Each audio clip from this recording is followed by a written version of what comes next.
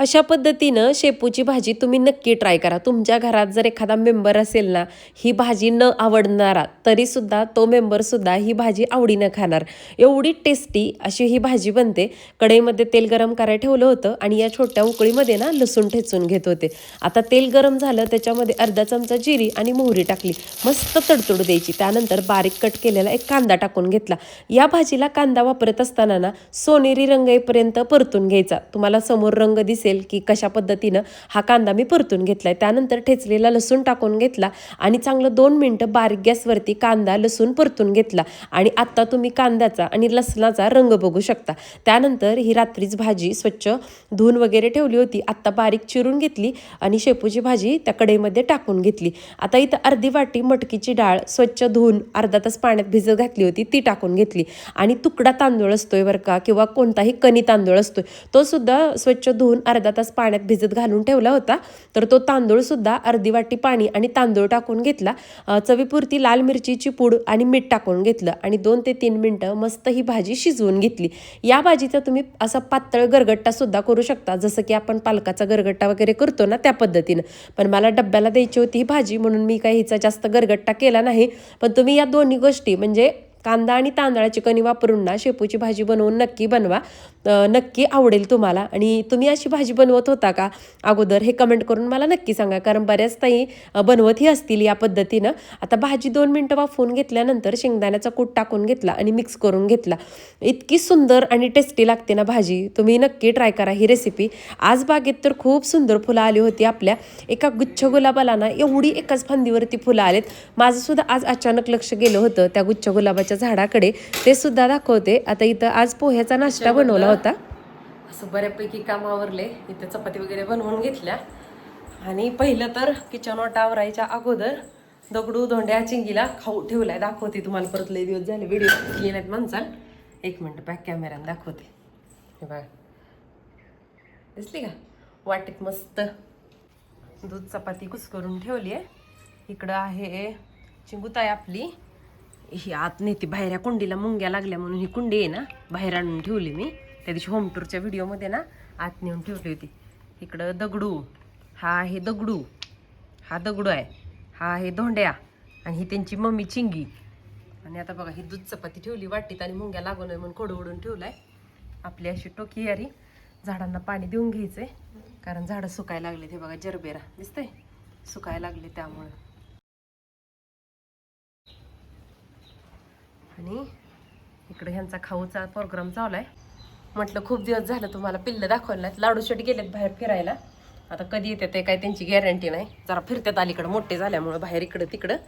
आणि आता इतकी कामात ना मला आज घरातली की विसरायला नको. ओव्हरलोड झाले खरं तर, पण आता केल्याशिवाय पर्याय नाही. आजचा व्हिडिओ तुम्हाला आजच शूट करून जाणार आहे, कारण माझ्याकडं काल मी काही शूट केलं नाही, त्यामुळे तुमच्यासोबत शेअर करण्यासाठी काहीच नाही आहे. आता मला गरम मसाल्याची पूड बनवायची, नंतर शेंगादाणे भाजायच्यात. दोंड्या बाहेरचं तुम्ही खोड्या करताय घरात, सोपा फाडताय. मला गुच्च्या बुक्क्या हाणतू काय? चल हा चल आगाव. तवर दगडू आला आत. दगडू बाहेर हो, चल नकट्या चल.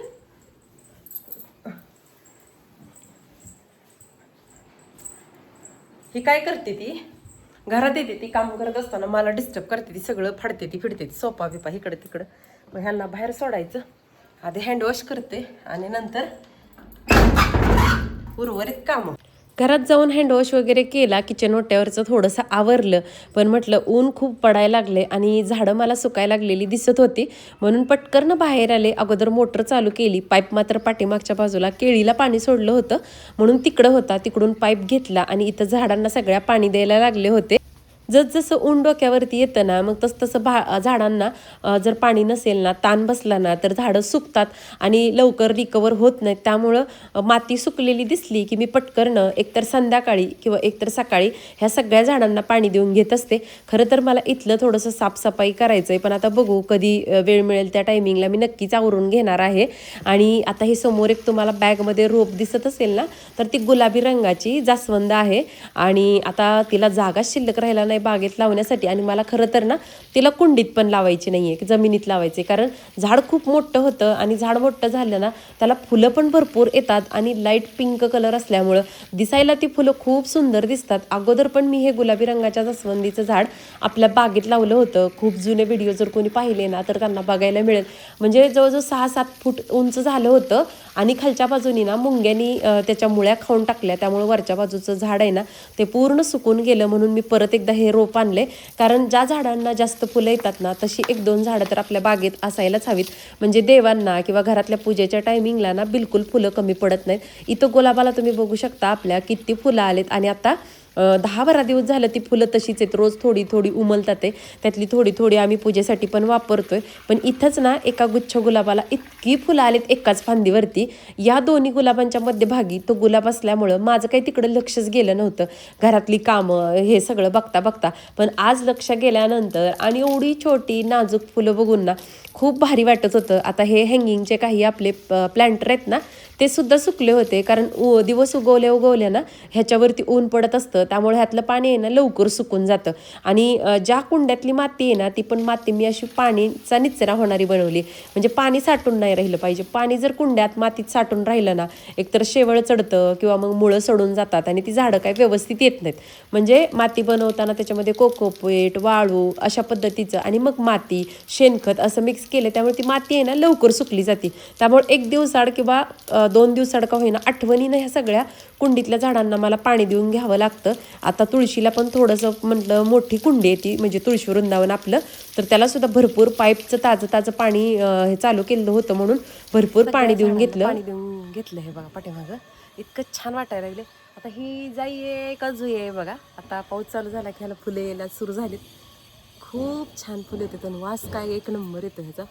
म्हटलं दाखव, आज मी पण बाहेर आल्याला मला पण फुल दिसलं एकदम ह्याचं, आणि इतका छान सुंदर वास आहे ना त्याचा. खूप सुंदर असा वास येतो त्याचा. तोडते आता. मला खूप आवडतं हे फुल आणि लावलं होतं. आता कळ्या यायला लागल्यात सगळ्या ह्याला. हे बघा गच्च भरायला लागले, पहिल्यांदा चिक्क्या कळ्या आलेत, त्यामुळे एकदम छान दिसते. बाहेरच्या बाजूला पण फुलं आले त्याला. आणि आता ह्या पारिजातच्या ह्याच्यावरतीच त्याचा वेल मी चढवलाय. चला आता घरात जाऊया. मस्त केसात म्हणलं 2 फुलं माळूया. आणि इथं एका गुलाबाला गुच्छची इतकी फुलं आली दाखवते.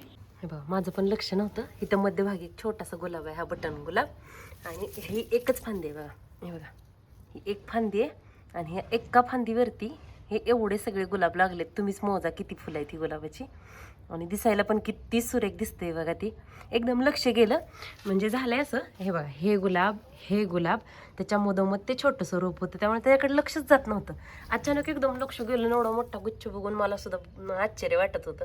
पण फुलं काय सुरेख आहेत बघा, घ्यायचे छोटी छोटी नाजूक. त्यानंतर घरात आले आणि पुढच्या कामांना सुरुवात केली. सगळ्यात महत्त्वाचं आज पेंडिंगचं काम होतं ते म्हणजे शेंगदाणे भाजून घेणं. आज मला हे भाजल्याशिवाय पर्यायच नव्हता, कारण तुम्हाला माहिती आहे की आमच्या भागामध्ये म्हणजे सोलापूर जिल्ह्यामध्ये माळशिरस तालुक्यामध्ये म्हणा, म्हणजे शेंगदाणे हे भाज्यामध्ये वापरलेच जातात. प्रत्येक भागाप्रमाणे ना प्रत्येक गोष्ट वेगवेगळी खाण्यात असते. जसं की केरळ, कोकण या भागात गेलो तर नारळाचा जास्त वापर केला जातो, तसं आमच्याकडे भाजीत थोडे का होईना शेंगदाणे वापरले जातात. त्यामुळं चाळून घेतले शेंगदाणे, अगोदरच सगळं नीट करून खडे वगैरे आहेत का बघितले ना, नंतर आपल्याला त्याचा कूट बनवून घेत असताना ना बघायची गरज लागत नाही. त्यामुळे चाळून वगैरे घेतले. काही जाळी आळी आहे का पाहिले, पण काहीच नव्हते. त्यामुळे इथं लोखंडी कढईमध्ये हे भाजायला टाकले होते.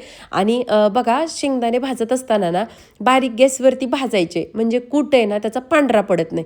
भाज्यांचा म्हणजे आपण कोणत्याही रस्सा भाज्या बनवत असताना शेंगदाण्याचा कूट जर वापरत असू ना आणि तो पांढरा कूट वापरला ना, भाज्यांचा रंगसुद्धा पांढरा येतो. त्यामुळं हे भाजत असताना ना बारीक गॅसवरती थोडासा लालसर रंग येईपर्यंत भाजून घ्यायचे. म्हणजे खिचडी असो किंवा मग भाज्या असो, ह्याच्यामध्ये कूट जर वापरत असू ना तर टेस्टही छान लागते आणि सादळत नाहीत किंवा मऊ पडत नाहीत. तुम्ही फास्ट गॅसवरती जर शेंगदाणे भाजले ना तर ते मऊ पडतात. ज्या चाळणीमध्ये शेंगदाणे चाळले होते ना त्याच्या खाली एक स्टँड ठेवलं आणि त्याच चाळणीमध्ये शेंगदाणे काढून घेतले, जेणेकरून ओलावा पकडत नाहीत किंवा वाफेमुळं. आता जाता जाता स्वामींचं दर्शन घडवून देते तुम्हाला. आजचा व्हिडिओ आवडला असेल तर लाईक आणि चॅनलला सबस्क्राईब करा, कमेंट करा, हाईप करा.